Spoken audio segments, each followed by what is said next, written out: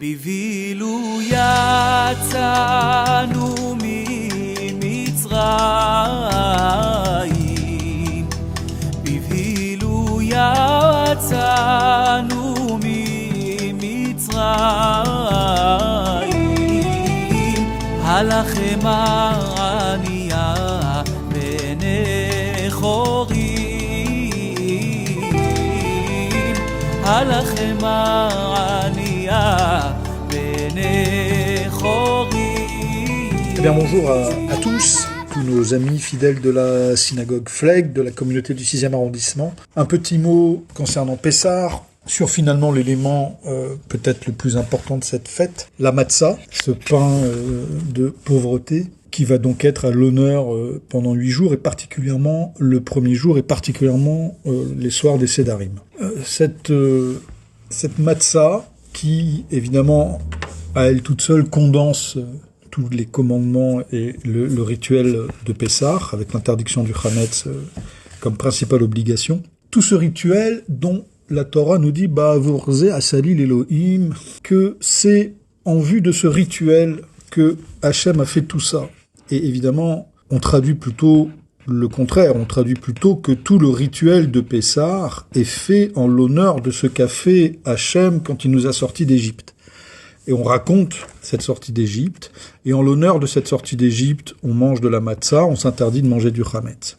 Et on traduit ce verset, qui est dans la Torah, qui est également dans la Haggadah, par cette traduction malheureusement erronée, que ce rituel est en fait, existe en raison de ce que Hachem a fait pour nous. Mais la vérité, c'est que ce terme ba'avorze, c'est en cette vue, c'est pour cela que Hachem a fait tout cela.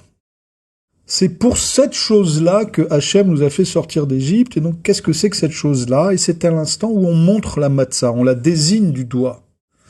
C'est pour la matzah que Hachem nous a fait sortir d'Égypte.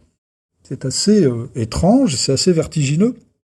Ça voudrait dire que tout ce qui s'est passé en Égypte, l'esclavage, les plaies avec le caractère absolument spectaculaire, miraculeux évidemment, de ces plaies, tout ce qui s'est passé, Hachem l'a fait et nous l'a fait vivre à nous, son peuple, pour que nous puissions manger de la matzah.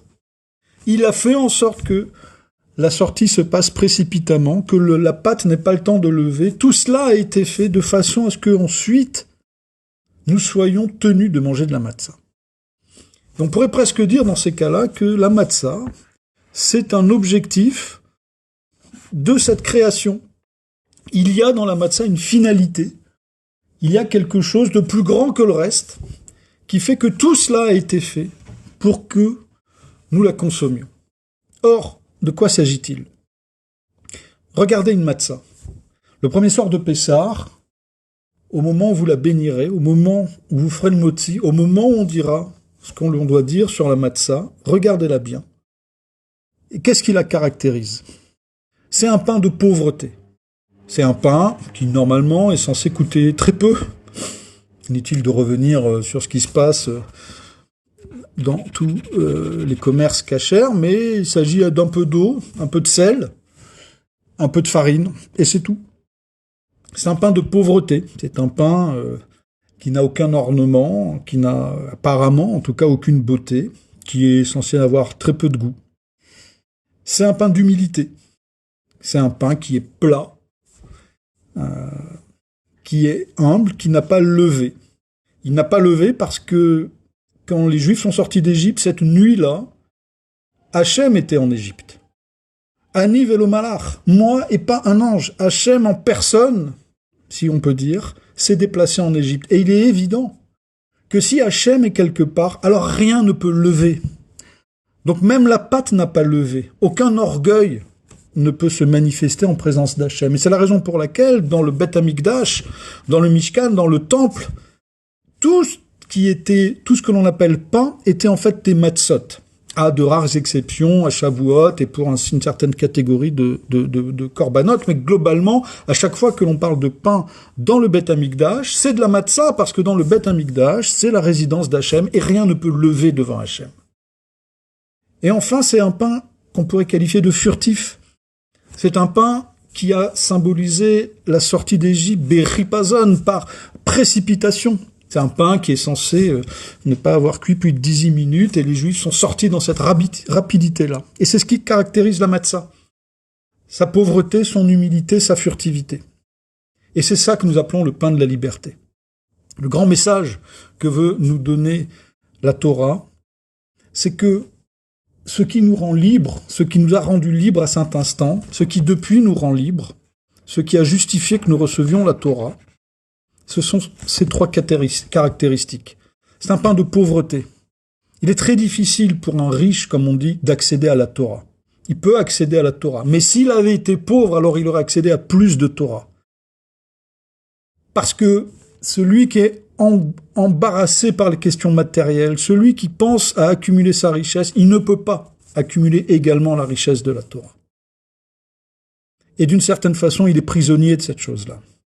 C'est un pain d'humilité. C'est un pain qui ne lève pas. Parce que il n'est pas possible d'accéder à la vérité de la Torah si on est rempli de soi-même, si on lève, si notre patte intérieure lève. Avec de l'orgueil, avec de l'ego, alors nos parois sont trop épaisses, elles sont trop volumineuses. Il n'y a pas d'accession possible à la Torah. Et enfin, c'est un pain furtif. Et cette notion-là est très intéressante. C'est une leçon pour chaque juif. Hachem, il nous parle de façon furtive. On entend parfois l'appel d'Hachem. On l'a vu avec ce petit Aleph qui ouvre le livre de Vaïkra, qu'on lit toujours en Nissan. L'appel d'Hachem, il est furtif. C'est aux Juifs de l'entendre. Hachem, il va pas s'apesantir. Il va pas passer son temps à nous appeler. Celui qui ressent l'appel d'Hachem, il doit y répondre tout de suite. Et c'est ça qui va le libérer.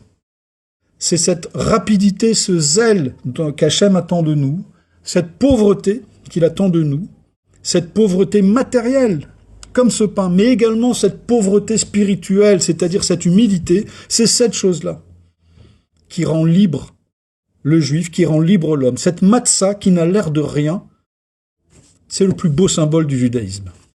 Chag Sameach à tous, des très bonnes fêtes de Pessah dans la Simcha, qui est le Zman Cherutenu, c'est le temps de notre liberté. בבילו יצאנו ממצרים,